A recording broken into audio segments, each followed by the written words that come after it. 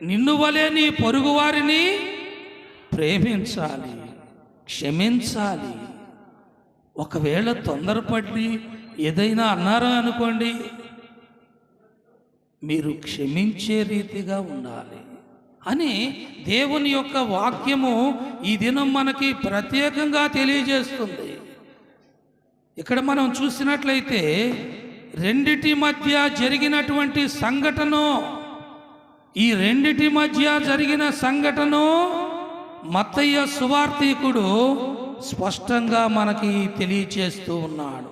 ఈ దినం మనం చదివినటువంటి ఆ పాఠంలో ప్రియ దేవుని బిడ్డలారా, మత్తయి సువార్త 21వ అధ్యాయము, మత్తయి సువార్త 21వ అధ్యాయము మనం చూసినట్లయితే 14 నుండి 17 వచనాలు.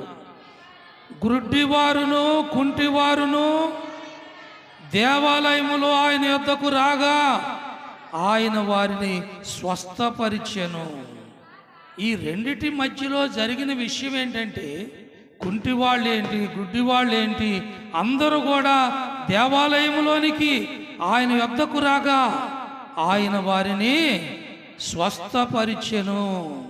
కాగా ప్రధాన యాజకులను శాస్త్రులను ఆయన చేసిన వింతలను, దావీదు కుమారునికి జయమని దేవాలయములో కేకలు వేయుచున్న చిన్న పిల్లలను చూచి కోపముతో మండిపడిరి. మీరు చెప్పుచున్నది, వీళ్ళు చెప్తున్నది వినుచున్నావా అని ఆయనను అడిగిరి. అందుకు యేసు వినుచున్నాను అంటున్నాడు. ప్రియులారా, వాళ్ళతో చెప్తున్నాడు, వినుచున్నాను. బాలుర యొక్కయు చంటి పిల్లల యొక్కయు నోట స్తోత్రము సిద్ధింపజేసితివి అను మాట మీరెన్నడను చదవలేదా అని వారితో చెప్పి, చాలమ్మా, వారితో చెప్పాడంట. మీరెప్పుడు చదవలేదా? ఇవి మీరెప్పుడు చదవలేదా?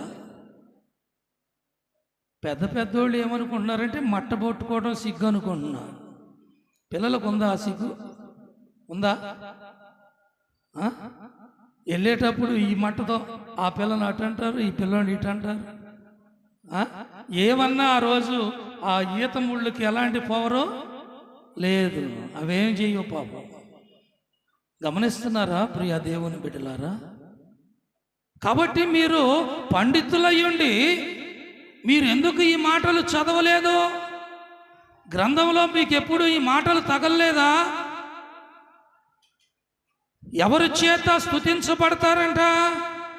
బాలుర యొక్కయు చంటి పిల్లల యొక్కయు నోట స్తోత్రము సిద్ధింపజేసెను. వాళ్ళ నోట, వాళ్ళకి ఏమీ తెలియదు పాపం, కపటం లేదు ప్రియ దేవుని బిడ్డలారా. యేసుక్రీస్తు ప్రభువారు దేవాలయమును శుద్ధి చేసిన తరువాత గుడ్డివారు కుంటివారు దేవాలయములో ఆయన యొద్దకు రాగా ఆయన వారిని స్వస్థపరిచెను. ఈ విషయంలో కూడా ప్రధాన యాజకులు శాస్త్రులు ఆయన చేసిన వింతలను, దావీదు కుమారునికి జయమని కేకలేస్తుంటే వాళ్ళకి కడుపు మండిపోతుంది. అసలు మనమేంటి ఇక్కడ, వాళ్ళొచ్చి ఇక్కడ కేకలేయటం ఏంటి? గమనిస్తున్నారా ప్రియ దేవుని బిడ్డలారా? వినుచున్నాను అంటున్నాడు ప్రభు. అయితే వారు ఇలా అనడానికి యూదుల సంప్రదాయములో వికలాంగులు దేవాలయములో ప్రవేశించకుండా వారిని దేవాలయానికి దూరంగా పెట్టారు. దానిని వారు కొనసాగించారని ఆధారాలు చూపిస్తున్నాయి.